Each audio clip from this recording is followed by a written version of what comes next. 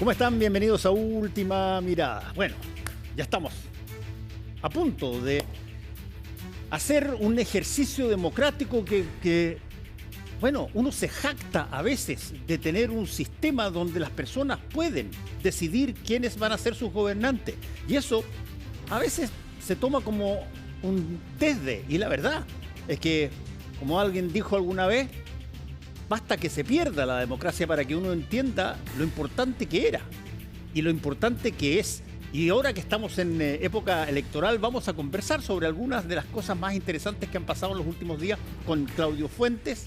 Él es profesor de la Universidad Diego Portales, ha estado muchas veces y además hace encuestas y por lo tanto tiene un acercamiento bien importante con lo que piensa la ciudadanía. ¿Cómo estás, Claudio? Hola, muchas gracias por tenerme.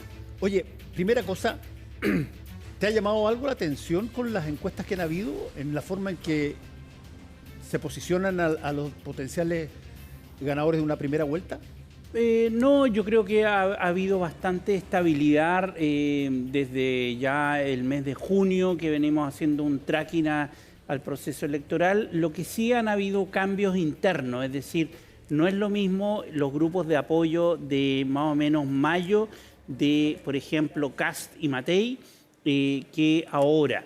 Y eso pasa por distintas razones. Primero, Kast aumentó significativamente en sectores populares.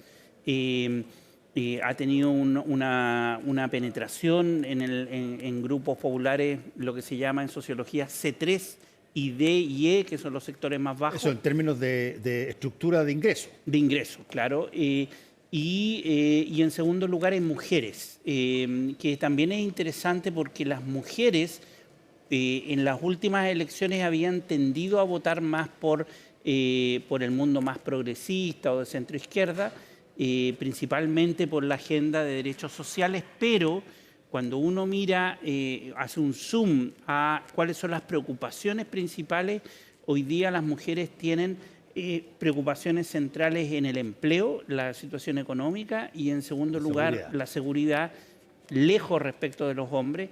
Y por lo tanto eso yo creo que le hace sentido a una candidatura como Kast. Bueno, ahí hay una cosa que tú has dicho que me parece sumamente interesante y que quisiera ver si es que lo podemos retrotraer un poquitito para ver cuándo partió. Hoy día, en prácticamente todas las democracias que hacen elecciones como las chilenas, tú ves lo que yo he llamado por parte de algunas candidaturas una inversión en miedo.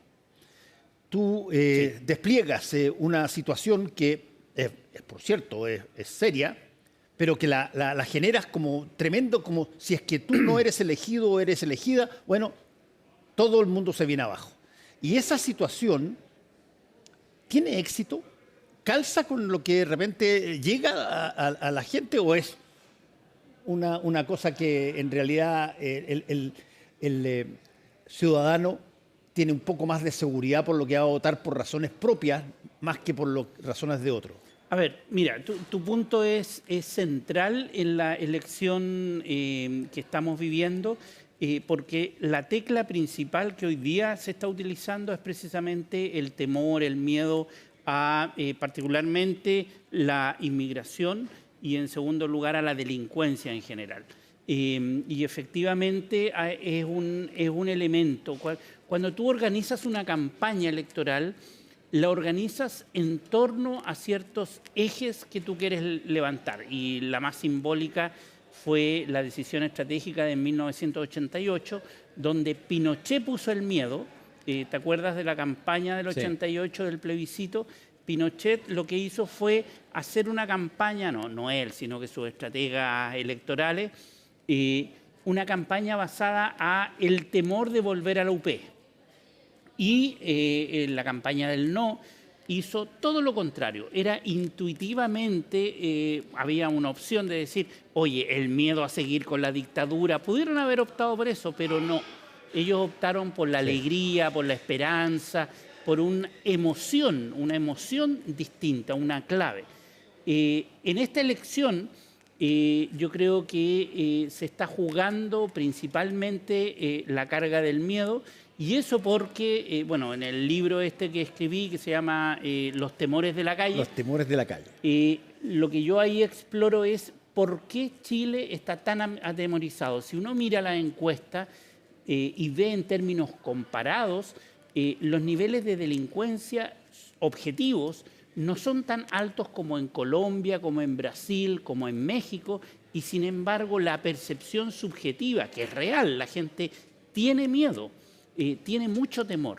Entonces, yo creo que la campaña, particularmente Kast, que ordenó muy, valga la redundancia, muy ordenadamente su campaña en torno a volver al orden y hacer un cambio radical para terminar con el miedo. Uno puede decir, esto es falso, podríamos discutir si realmente es creíble esa propuesta, pero apunta a esa tecla emotiva que tiene que ver con que vivimos un país desastroso, muestra que estamos en una situación caótica y que yo soy el salvador y que yo voy a ordenar la casa. Eso es tremendamente importante porque, claro, nosotros somos un país que, por cierto, tiene armamento, tiene una serie de cosas, pero no somos para nada un país de ser temido en términos, por ejemplo, de poder nuclear. Hay 15 países hoy día que tienen poder nuclear. Y cuando pasan las elecciones en esos países, de pronto se producen situaciones similares, en el sentido de, ojo, yo voy a usar todos los recursos que la Constitución me dice, como dijo Trump, para poner orden en Estados Unidos y sobre todo para ordenar el planeta. Bueno, ¿qué tanto la gente se empapa un poquitito de ese miedo, aunque no lo haya percibido originalmente, pero como todos hablan de eso, bueno, debo estar equivocado y hay que preocuparse de eso? Muchísimo, o sea, yo creo que, primero analicemos lo que están proponiendo y segundo, veamos si es realizable, porque acá hay un problema que yo creo que es el populismo en donde estamos metidos hoy día en Chile respecto al tema de seguridad. ¿Cuál es la promesa? Yo, así textual, el debate de ayer mostró eso. Candidaturas que te dicen, yo el primer día de mi gestión saco a las Fuerzas Armadas a la calle para terminar con la delincuencia. No hablan de reducirla, no hablan de minimizar, no, terminar. Acá no va a haber más delincuencia, cosa que en ningún país del mundo ha pasado eso. O sea, no. Y segundo, la historia lo que te muestra y la experiencia comparada es que los militares en la calle agudizan el conflicto, agravan la violencia y por lo tanto esa estrategia es altamente compleja. Digámoslo así, no es que la agraven porque tengan ganas, la agraven porque están entrenados para eso. Si tú los sacas, salen armados. Y no son personas que detienen y que pasan una boleta así como carabinero cuando está ahí, qué sé yo, en el lugar equivocado de la calle. No, esto es con armas. Y obviamente eso genera una respuesta. Si el problema, a lo mejor tú tienes Fuerzas Armadas, por ejemplo, en el sur, en Chile, han sido muy cautos, sí. No han utilizado, pero ponte en una población. En el sector poniente de Santiago, en una población donde hay interacción, las bandas criminales van a responder con fuego. Si el problema es la respuesta, y eso genera esa interacción, genera una situación explosiva, y la estamos viviendo. O sea, Brasil es el mejor caso de esta semana sí. Respecto de esta situación. Segundo, voy a enviar a todos los inmigrantes ilegales, 300 y tantos mil, de vuelta a su país. O sea, imagínate el nivel de propuestas que se están haciendo. O sea, voy a construir barcos en cárceles, o sea, yo creo que casi ridículo. Entonces, el punto es que, dado que la gente, sobre todo el sector indeciso, porque acá, de nuevo, lo hemos discutido en otros programas, están los sectores que ya están matriculados con Jara, los que ya están matriculados con la derecha, el punto es el mundo indeciso, 4 millones. Esos 4 millones tienen una preocupación objetiva de seguridad, viven atemorizados, Sí, claro. quieren respuesta a eso. Y entonces se maximizan esas respuestas en términos de voy a tenerlos a todos en la cárcel, voy a tener a las Fuerzas Armadas en la calle y voy a tener una frontera que no va a permitir que nadie pase. Cuando lo conversamos así racionalmente, sabemos que es irreal. Sin embargo, la gente se arrima. Claro, porque está en un estado de ánimo que ese tipo de cosas calza con mayor seguridad. Exacto. Entonces, yo creo que lamentablemente esta discusión y además que los debates no ayudan a conversar y a abrir esos temas, porque son 1 minuto y medio, tú dices una idea general y se acaba, no te ayuda a racionalizar qué estás proponiendo, cómo lo vas a materializar, qué plata tienes. Entonces se producen esas contradicciones. Ahora ahí, Claudio, hay una cosa que tú lo has escrito otras veces, que es bien interesante porque estos son ciclos históricos. Cada cierto tiempo tú dejas, por ejemplo, la lógica democrática clásica porque sucede algo, porque pasa algo, porque el mundo se enardece por algo y empieza otra situación que, bueno, tú empiezas a tratar de otra manera y la democracia empieza a disminuir su poder de ser el referente para que se canalicen las necesidades de los ciudadanos. Totalmente. Creo que estamos viendo eso, ¿no? Tú, Fernando, planteas un punto muy central que tiene que ver con lo que se llama en los estudios efecto de difusión. La difusión, esto es que en el mundo más interconectado, las ideas, el modo de las estrategias para enfrentar ciertos fenómenos electorales, políticos, etcétera, se empiezan a repetir país a país. Sí. Cuando tú miras al caso de Trump, él promete orden, segundo, señala que el gobierno de Biden era un desastre, te suena conocido, tercero, llega al poder y ¿qué es lo que hace? Saca las Fuerzas Armadas, la Guardia Nacional empieza a operar en los distintos estados, empieza la ICE, se llama, que es una unidad para tomar inmigrantes y llevárselo, es decir, hay un patrón que empieza a repetirse en distintos países. Yo creo que Chile sí, está en ese patrón, o sea, estamos con un populismo penal, un populismo punitivo, muy agudo, y en donde tampoco el progresismo ha sido capaz de contestar sí, claro. Eso, y yo creo que eso es un problema, porque al final de cuentas debilita a las Fuerzas Armadas, a la democracia. Te voy a dar el ejemplo de las Fuerzas Armadas. Hace muy poco tiempo, pocas semanas, el Ejecutivo de este gobierno envía un proyecto de ley para permitir que por decreto el presidente pueda llevar Fuerzas Armadas para custodiar la frontera, sin la autorización del Congreso, y que el Congreso después de 90 días pueda renovarlo. Y eso te plantea un debate democrático muy fuerte, pero está ausente de la conversación. ¿Por qué? ¿Por qué te produce un tema democrático? Porque se supone que en el control del monopolio de la fuerza, la democracia requiere cierto checks and balance, un balance de poder, en donde el Ejecutivo está subsumido en un control del Legislativo. Que el Legislativo autorice. Los estados de excepción se pueden aplicar, pero quien lo autoriza es el Legislativo, de modo de controlar este poder del presidente que puede sobrepasarse. Bueno, esa noción de democracia está siendo cuestionada por un proyecto de ley y de un gobierno de izquierda. Entonces, tú dices, ¿para dónde vamos? Imagínate un gobierno de derecha, o sea, sería multiplicado por 10 esto. Entonces, yo creo que efectivamente estamos en discusiones muy superficiales para problemas muy complejos. Cárceles, inmigrantes, cómo enfrentar el crimen organizado.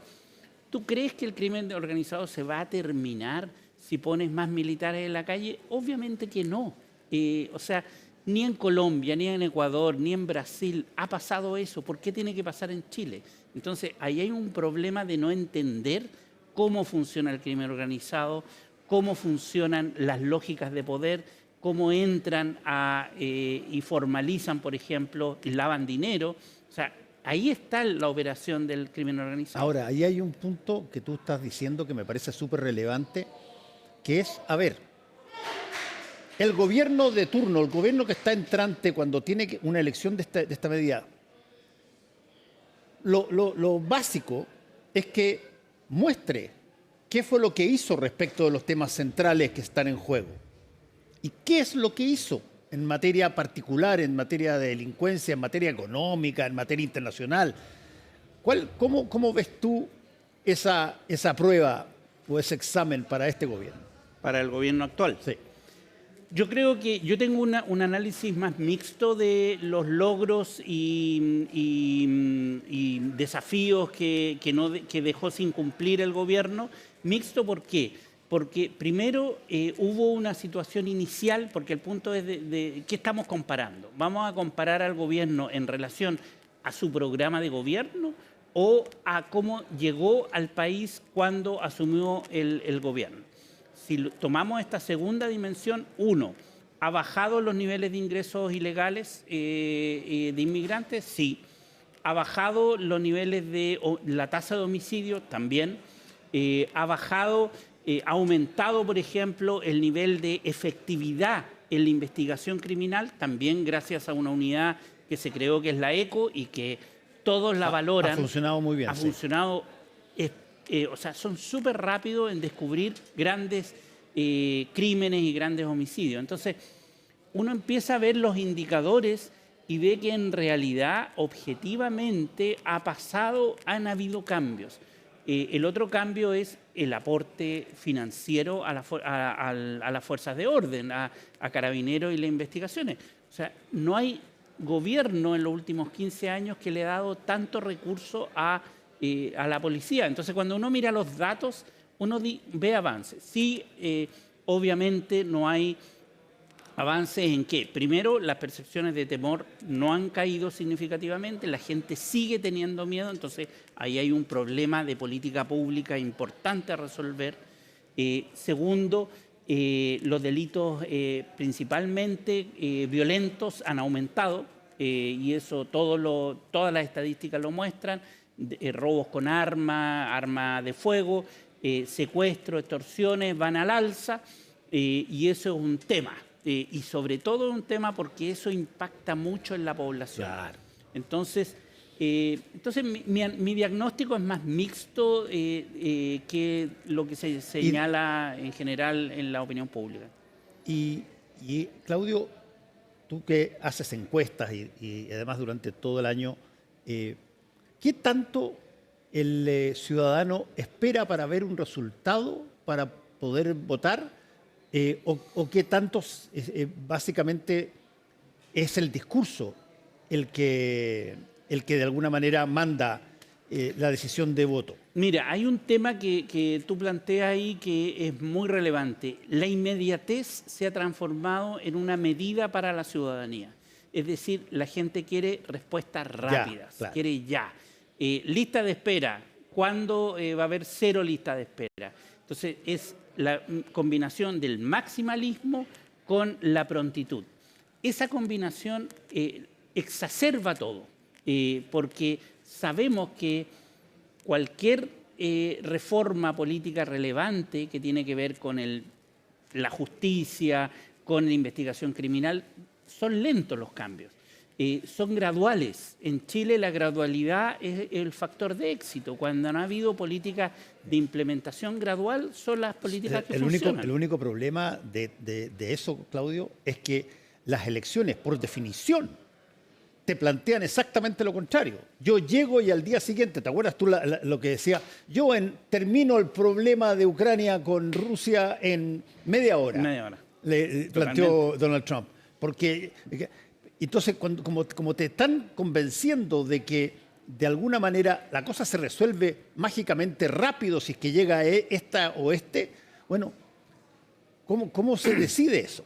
Totalmente. Y si te fijas en los relatos, en las narrativas, ya no son 100 días, ahora son 90. No sé por qué, por algo de mágico, ya no son 100, son 90. Entonces, en 90 días, 3 meses, yo voy a tener resuelto este tema, voy a tener ya implementadas ciertas políticas. Entonces, claramente estamos en un poquito esquizofrénico, un poquito ansioso respecto de el modo en que se gobierna. Y ese modo en que se gobierna yo creo que conduce a errores. Creo que es nefasto.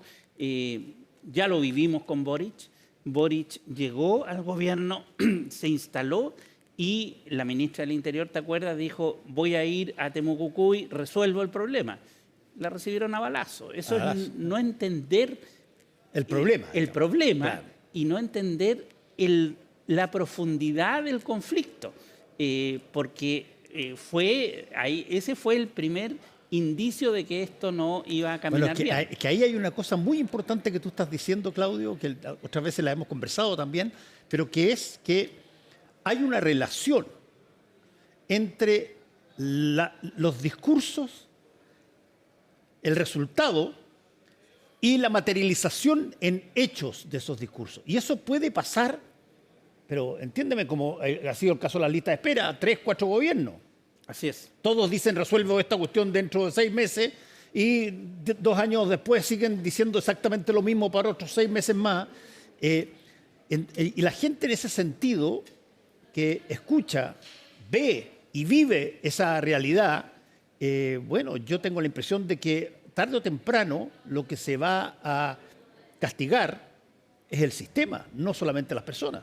Totalmente. Y yo creo que, mira, acá además está pasando un fenómeno y quisiera comentar porque es muy relevante. Uno de los temas que en el libro abordo en un capítulo tiene que ver con la justicia injusta. La gente, uno de los temas que más reciente, aunque no lo miremos como un problema de democracia, es el acceso a la justicia. El acceso a la justicia, y la segunda dimensión es el trato por igual. Esta idea de que hay ciertos grupos de la sociedad que quedan impunes, delitos que quedan no judicialmente procesados, de que hay un abuso de poder en que me traten justamente. Esa idea es vital. Y el problema que estamos teniendo ahora, que el caso Vivanco lo muestra, el caso Hermosilla lo mostró nítidamente, es la percepción de abuso de poder en el sistema de justicia y que la tiene en el suelo. Cuando tú miras, siempre nos fijamos en la confianza en los partidos, que está en el suelo, en el Congreso, que está en el suelo, pero no miramos la situación del Poder Judicial, que también está igual que los partidos, en el mismo nivel. Entonces, cuando tú tienes esa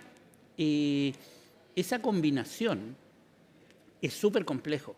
Tienes 2 poderes del Estado en el suelo y eso es vital para la democracia. La democracia no puede funcionar sin un sistema robusto legislativo y sin un sistema robusto judicial. Y las 2 cosas no están funcionando. No están funcionando todo lo bien que deberían. Claudio, ¿por qué no nos hablas de tu libro, que lo vamos a mostrar ahí para que se vea, Los temores de la calle? Sí, mira. Esto es prácticamente lo mismo que estamos conversando. Sí, mira, el libro es un ensayo, una crónica. De hecho, la Katia Araujo me lo comentó en el lanzamiento y me dijo, es difícil comentar este libro porque no es un bicho académico propiamente tal, está basado en muchos relatos de entrevistas que yo le hice a gente, encuentros en la calle, con gente en distintas partes, en Valparaíso, en algunas comunas del Gran Santiago, y el objetivo era salir a la calle a preguntarle a la gente cómo vive sus temores. El argumento que desarrollo ahí es que el problema de la inseguridad no se va a resolver con más cárceles, más policías y más mano dura en el fondo. Acá hay un problema más profundo y que tiene que ver con el entorno en que vives, dónde estás viviendo cuando vas a, no sé, te pongo un solo ejemplo, San Ramón. En San Ramón no hay ni una librería, no hay librería en San Ramón y hay 350 botillerías. Es la tasa de botillería más alta per cápita en Santiago. Las condiciones de, no sé, árboles, plazas, estamos hablando de eso, de espacio público, de una infraestructura urbana, un entorno amistoso para no tener temor. Eso no existe.